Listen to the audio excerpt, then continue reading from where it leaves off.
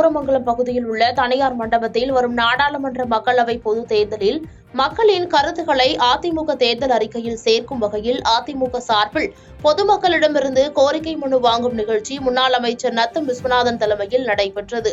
நிகழ்ச்சியில் முன்னாள் அமைச்சர்கள் வைகை செல்வன், உதயகுமார், பொள்ளாச்சி ஜெயராமன், ஜெயக்குமார், செம்மலை, OS மணியன், தங்கமணி உள்ளிட்ட பலரும் கலந்து கொண்டனர். பின்னர் செய்தியாளர்களை சந்தித்து பேசிய நத்தம் விஸ்வநாதன், அதிமுக பொதுச் செயலாளர் ஆணையின்படி தேர்தல் அறிக்கை குழு ஒவ்வொரு மாவட்டமாக சென்று மனு பெற்று வருவதாக தெரிவித்தார்.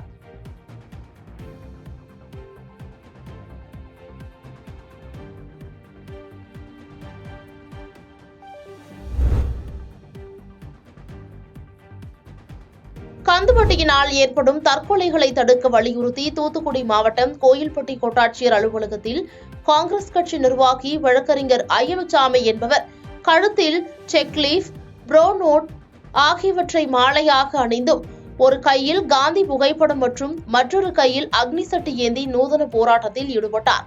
இதையடுத்து கோட்டாட்சியர் அலுவலகத்தில் தனது கோரிக்கை மனுவினை வழங்கினார்.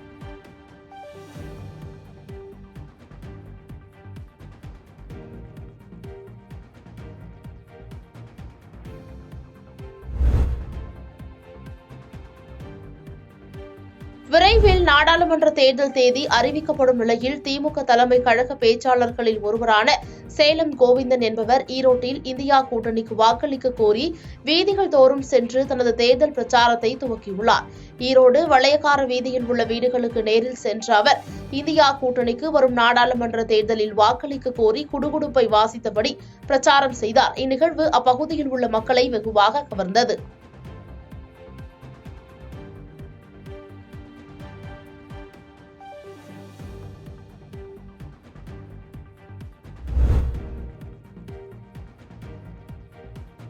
நெல்லை மாவட்டம் களக்காடு கோயில்பத்து நாங்குநேரியான் கால்வாய் கரையில் செய்குல் லெபை நைனார் அவுலியா தர்கா உள்ளது. தர்கா முன்புள்ள கால்வாய் கரை வழியாக கோயில்பத்து பகுதி பொதுமக்கள் ஆற்றுக்கு குளிக்க செல்லவும், இறந்தவர்களுக்கு இறுதி சடங்கு நடத்த நீர்மாலை எடுக்கச் செல்லவும் பயன்படுத்தி வருகின்றனர். இந்நிலையில் நேற்று தர்காவை சுற்றியுள்ள பகுதியில் தர்காவுக்கு சொந்தமான இடம் என்று கூறி தர்கா நிர்வாகத்தினர் கம்பி வேலி போட முயற்சி செய்தனர். இதையறிந்த கோயில்பத்து பகுதி பொதுமக்கள் அங்கு திரண்டு வேலி போட எதிர்ப்பு தெரிவித்து கோயில்பத்து பாலத்தில் அமர்ந்து போராட்டத்தில் ஈடுபட்டனர். இதேபோல் தர்கா முன் SDPI கட்சி நிர்வாகிகள் உட்பட முஸ்லிம்களும் ஏராளமானோர் குவிந்தனர். இதையடுத்து போராட்டத்தில் ஈடுபட்ட 13 பேரை போலீசார் கைது செய்ததால் பரபரப்பு ஏற்பட்டது.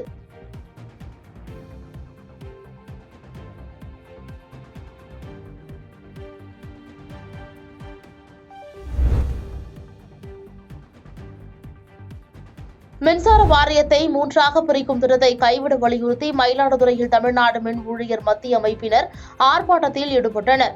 மயிலாடுதுறை மின் வாரிய கோட்ட செயற்பொறியாளர் அலுவலகம் முன்பு CITU திட்ட இணை செயலாளர் இளவரசன் தலைமையில் நடைபெற்ற ஆர்ப்பாட்டத்தில் மின்சார வாரியத்தை 3ஆக பிரிக்கும் திட்டத்தை கைவிட வேண்டும் உள்ளிட்ட 7 அம்ச கோரிக்கைகளை வலியுறுத்தி கண்டன முழக்கங்களை எழுப்பினர்.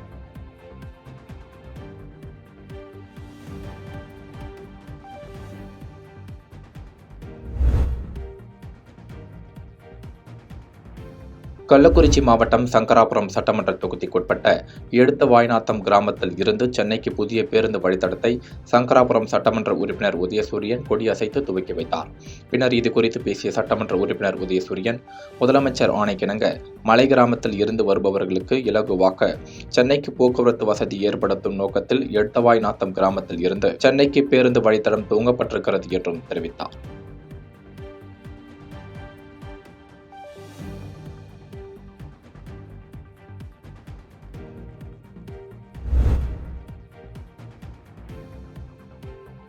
கடலூர் மாவட்டம் பண்ருட்டி அருகே உறையூர் கிராம பகுதியில் 50க்கும் மேற்பட்ட பட்டியலின மக்கள் வசித்து வருகின்றனர்.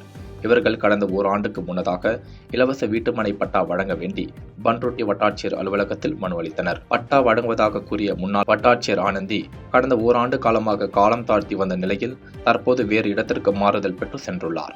இந்த நிலையில் இலவச வீட்டுமனை பட்டா வழங்க வேண்டி வாழைப்பழத்தோலை கையில் ஏந்தி முன்னாள் வட்டாட்சியரை கண்டித்தும் இலவச வீட்டுமனை பட்டா வழங்க நடவடிக்கை எடுக்க வேண்டும் என இந்திய கம்யூனிஸ்ட் கட்சி சார்பில் பண்ருட்டி வட்டாட்சியர் அலுவலகம் முன்பு கோஷங்களை எழுப்பி ஆர்ப்பாட்டத்தில் ஈடுபட்டனர்.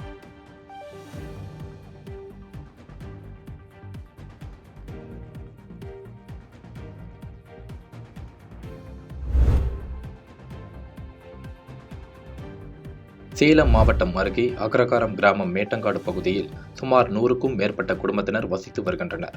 இந்த பகுதியில் சுமார் 70 ஆண்டு பழமையான பழனியாண்டவர் கோவில் இருந்து வருகிறது. இந்த கோவிலுக்கு செல்லும் கோனூரிப்பட்டி அக்ரகாரம் கிராமத்தில் எடப்பாடி கல்வடங்கம் தார் சாலையில் இருந்து கோவில் வரை சுமார் 20 அடி அகலமும் 100 அடி நீளமும் இருந்து வந்தது. ஆனால் தற்போது ஆக்கிரமிப்புகளால் கோவிலுக்கு சென்று வரவும் திருவிழா உபயோக வசதிக்கு இடையூறாக உள்ளது எனவும் கோவிலுக்கு சொந்தமான இடம் மற்றும் தடவழி தடத்தை சர்வே செய்து முட்டுக்கள் போட்டு பொதுமக்கள் மற்றும் பக்தர்கள் இடையூறு இல்லாமல் சாமி தரிசனம் செய்ய நடவடிக்கை எடுக்க வேண்டும் என வலியுறுத்தி தாசில்தாரிடம் அப்பகுதி மக்கள் மனு அளித்தனர்.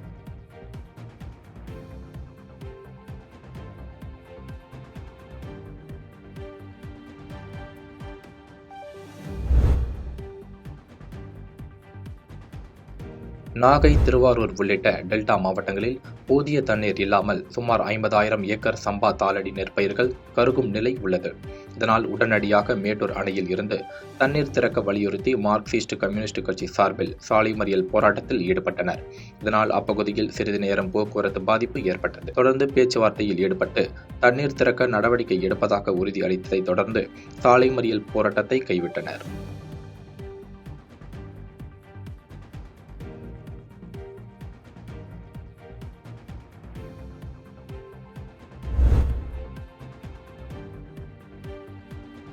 ஈரோடு மாவட்டம் கோபிச்செட்டிப்பாளையத்தில் தேசிய சாலை பாதுகாப்பு மாத விழாவை ஒட்டி காவல்துறை சார்பில் சாலை பாதுகாப்பு வாகன விழிப்புணர்வு பேரணி கோபி சீத்த கல்யாண மண்டபம் அருகே துவங்கியது. முன்னதாக இந்த வாகன பேரணியை கோபி காவல்துறை துணை கண்காணிப்பாளர் தங்கவேல் கொடியசைத்து துவக்கி வைத்தார்.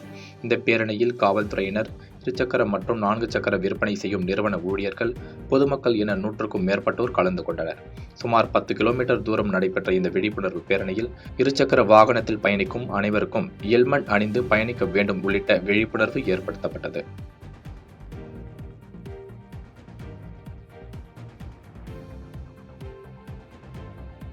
பாதகம் செய்பவரை கண்டால் நாம் பயங்கொள்ளலாகாது பாப்பா.